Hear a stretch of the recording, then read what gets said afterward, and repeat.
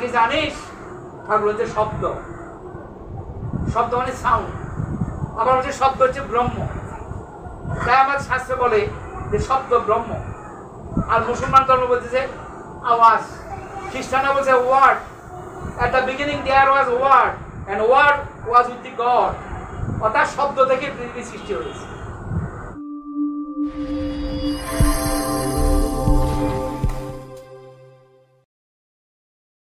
কিন্তু তিনি তার কায়দাতে করেছেন কেমন?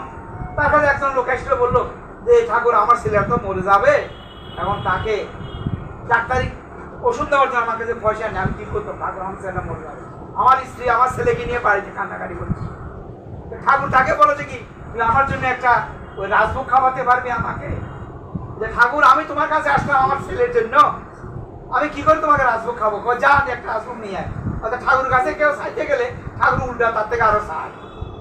সে কি করবে? ঠাকুর বলছে যে মুখ কালো করে করে বাজারে গেল, সেখানে মাথা হাত দিয়ে বসে আছে। দেখলো একটা রাজভোগের দাম হচ্ছে 27 টাকা, তার কাছে 5 টাকা নেই। একজন নবদম্পতি এসে যে নতুন বিয়ে করেছে, সে ঠাকুরকে একটা কিছু দিতে চেয়েছিল, কিন্তু ঠাকুর দিতে পারেনি। সে বলে ভাই তুমি মাথায় হাত দিয়ে বসে আছো কেন? তো বসে আছি কেন তোমাকে বলে আমার লাভ হবে বলো না। বলে ওই ঠাকুর একটা রাজভোগ দিয়েছে, আমার কাছে 27 টাকা নেই, তোকে আমি 30 টাকা দিচ্ছি, তো ঠাকুর একটা রাজভোগটা খেয়ে ঠাকুর আর 3 টাকা দিয়ে রেখে দিচ্ছি।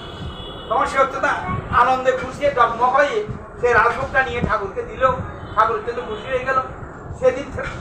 সেদিন চলে গেল। তারপরের দিন ভোরবেলা তখন ঠাকুরের জিজ্ঞাসা করলো, ঠাকুর তুমি আমার কি করলা? আজকে আমি আসলাম 48 ঘন্টা হয়ে গেছে, আমার ছেলে অসুস্থ মরে যাবে, আমার স্ত্রী হয়তো এতক্ষণে কান্নাকাটি করছে, যা সারা তুই বাড়ি চলে যা। তা আমার কিছু করবে না? যা বাড়ি যা। কিছু তো পেল না। সে যখন বাড়ি গেল দেখলো তার স্ত্রী মুসকি মুসকি হাসে, বাড়ির ঘাটায় দাঁড়িয়ে আছে। আমার ছেলের কি হলো? ছেলেটা সুস্থ হয়ে গেছে কেমনে? কালকে রাতে ঠাকুর এসে তাকে রাজভোগ খাওয়াইছে। কি রাজভোগ? আমি ঠাকুরের খাওয়াই আসলাম। তা ঠাকুর কাছে কেউ কিছু একজন বিপদগ্রস্ত মানুষ ঠাকুর কাছে কিন্তু চাইতে গেলে ঠাকুর উল্টা তাকে তার থেকে আবার চাইতো কেন? তার ভালোর জন্যই চাইতো। কিন্তু যে ঠাকুরকে চিনতে পেরেছে সে ঠাকুরকে দিয়েছে, দেওয়ার পর সে উপকৃত হয়েছে। যেমন সতীশ না সুরেশ দা ঠাকুরের জন্য একটা ইয়ে হবে, ওই যজ্ঞ হবে, মৃত্যুঞ্জয় যজ্ঞ করেছিল ঠাকুরকে। তখন হিমালয়ের পাদদেশ থেকে কতগুলো সন্ন্যাসী আসে, সবাই বলে যাচ্ছে ঠাকুরের মৃত্যুঞ্জয় যজ্ঞ হবে, এখানে 20,000 টাকা লাগবে। ঠাকুর বলে যে আমাকে এই মুহূর্তে কালকে বিকালে আমার 20,000 টাকা লাগবে, আমাকে কেউ দিতে পারবি এখানে? সুরেশ দা বলে এক ভক্ত ছিল। তো তিনি জানেন যে ঠাকুরকে কিছু ঠাকুর চাইলে তাকে দেওয়ার জন্য যদি আমি রাজি হই, সেটা তিনিই জানেন। আমি বলতে আমার কাছে 1 টাকাও নেই। ঠাকুর আমি পারবো, তুই পারবি? কালকে 4টার সময় আমাকে 20,000 টাকা দেবে। এখানে যোশীদি স্টেশন থেকে ফার্স্ট ট্রেনে উঠে তুই কলকাতা চলে যা। তিনি তাই করলেন। ট্রেনের মধ্যে বসে বসে নাম করতেছে। পাশে একটা হিন্দুস্তানি সাধু, তিনি বললেন তুমি क्या नाम करता है? सुबह नाम करता है, সন্ধ্যে নাম करता है, क्या नाम करता है? क्या नाम करता है? মানে সুবহ মানে ভোরবেলা, মানুষের ভোরবেলা নাম ধ্যান করে, সন্ধ্যার সময় করে, এখন করে। তো ট্রেনের মধ্যে কি নাম করতেছে? না আমার গুরুদেব বলেছেন তার 20,000 টাকা লাগবে, কোথায় পাবো টাকা? আমার কাছে টাকা পয়সা নেই, হ্যাঁ নাম করতেছি। 20,000 টাকা? হ্যাঁ, আমার এক বোন আছে, সে ওই সমস্ত মাঙ্গলিক কাজে টাকা দেওয়ার জন্য 20,000 টাকা সে রেখে দিয়েছে, তোমাকে টাকা দিতে পারবে। কলকাতা গেলে অমুক জায়গায় গেলে তোমাকে আমি টাকা এনে দেবো। তখন সে একটা আনন্দ পেল, সে রাস্তা পেয়ে গেল। তখন ঠিক তার কাছে 20,000 টাকা এনে দিল একটা লাল থলির মধ্যে। বলতে লাল থলির মধ্যে তো ঠাকুর তো লাল পছন্দ করে না, 7-8 করতে নিয়ে আসো। তারপরে আপনি তো অধিকৃত লোকের টাকা ঠাকুর নেবেন না। তিনি ঋত্বিক ছিলেন, তিনি আবার টাকা দীক্ষাও দিলেন। দীক্ষা দিয়ে এই সাদা থলির ভিতরে টাকাগুলো নিয়ে এই যথাস্থানে গিয়ে হাজির হয়েছে দেওয়া করেছে। তাহলে ঠাকুর 20,000 টাকা এনেছি। তাহলে এখন সুরেশ দাদে বললো যে ঠাকুর তোমাকে আমি 20,000 টাকা দেবো, কোথায় তার পকেটে 20 টাকা হতো না, কোথায় কিসের উপর নির্ভর করে? তো ঠাকুর সে নির্ভর করেছে ঠাকুরের উপরে। তিনি যখন সেই তিনি জানে কোথেকে, আমি টাকাটা না বলতে পারবো না।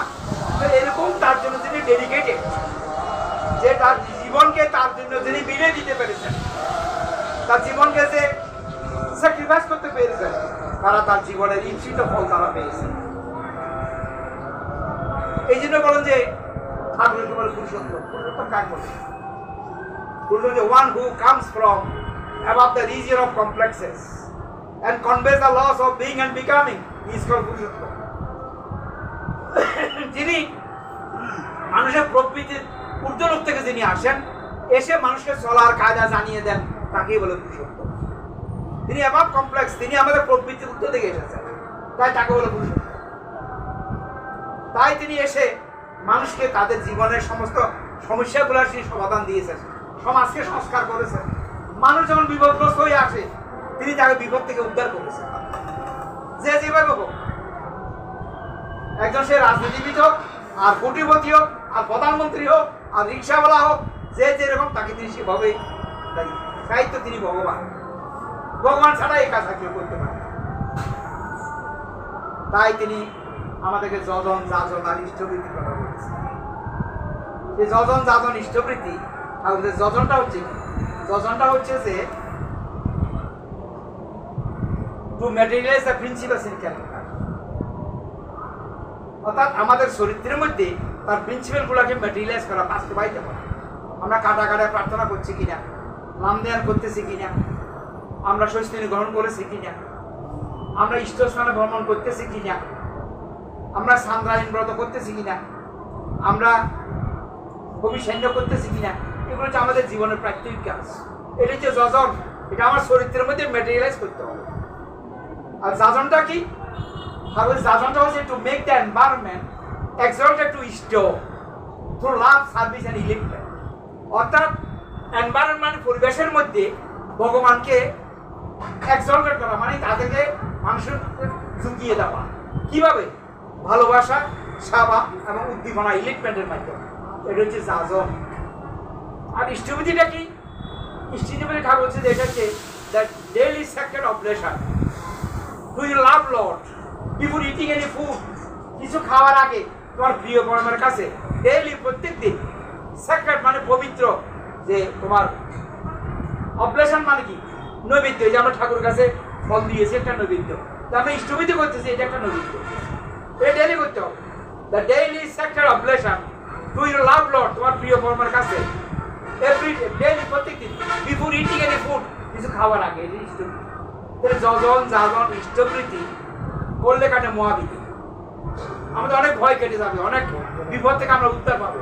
তো ঠাকুর সব কিছু বিধান দিয়ে আজকে ঠাকুর আমাদেরকে, তার শারীরিক একটা আকৃতি আছে, সে প্রকৃতি একটা আকৃতি, সে আকৃতিটাকে আমরা দেখতে পাচ্ছি, কিন্তু তাকে আমরা তার আসল আকৃতি আমরা কোনদিন দেখি নাই। ঠাকুর বলেছে কি আমার আকৃতি কি, আমার আকার কি জানিস? ঠাকুর বলছে শব্দ, শব্দ মানে সাউন্ড। আবার হচ্ছে শব্দ হচ্ছে ব্রহ্ম। তাই আমার শাস্ত্র বলে যে শব্দ ব্রহ্ম। আর মুসলমান ধর্ম বলতেছে আওয়াজ, খ্রিস্টানরা বলছে word. At the beginning there was word and word was with the God. অর্থাৎ শব্দ থেকে পৃথিবী সৃষ্টি হয়েছে। ঠাকুর কি? ঠাকুরকে আকার আছে আমি দেখছি। ঠাকুর বলছি কি আমার আকার কি জানিস? বলছে শব্দ। আমি ঠাকুর তো শব্দ বলে, আমরা ঠাকুর তো আমরা তাহলে আকার দিই, তার মানুষের ছবি আছে, তো এটা আমার আসল ছবি নয়। আমার আসল আকার হচ্ছে শব্দ, আমি সাউন্ড। কারণ পৃথিবী সৃষ্টি হয়েছে সাউন্ড থেকে। ঠাকুর যখন পুণ্যবতীতে বলতেছেন যে সৃষ্টি তত্ত্ব, যে তখন শিলনার সত্তা ছিল, কাল আসে নাই, বিরাট গগনের সৃষ্টি হয় নাই, তখন একটা শব্দ ছিল। এই যে শব্দের কথা বলছি, তার বলছে কি তখন সোহম পুরুষ ভেদ করে সৃষ্টি করতে নেমে এলো সেই ওম, ব্রহ্মা বিষ্ণু মহেশ্বর ত্রিধারা।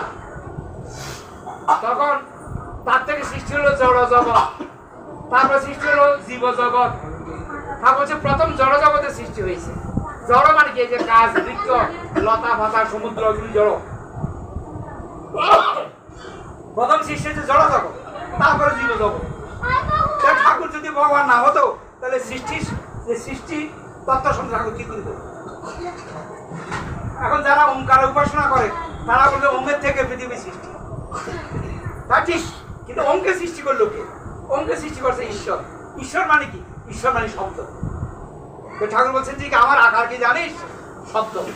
তা বলছে sound of your call must rich me because I am sound.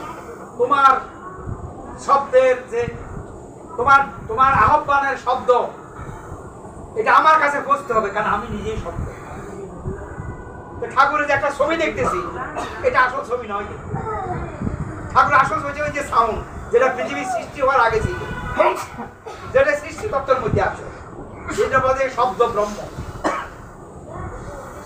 তাহলে ঠাকুরের সম্বন্ধে কিছু বলার সাহস বা বলার যে ক্ষমতা আমাদের কারণ নেই।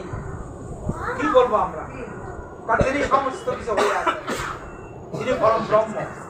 তাই ঠাকুর আমি অতীত, বর্তমান, ভবিষ্যৎ এই তিনটাকে আমি একই সাথে দেখি। এবং মানুষের কর্মফল থেকে কোন সাধক মানুষকে বাঁচাইতে পারে, কিন্তু তিনি মানুষের কর্মফল থেকে বাঁচাইছেন। যাক, অনেক কথা। আজকে আমাদের আজকের যে আমাদের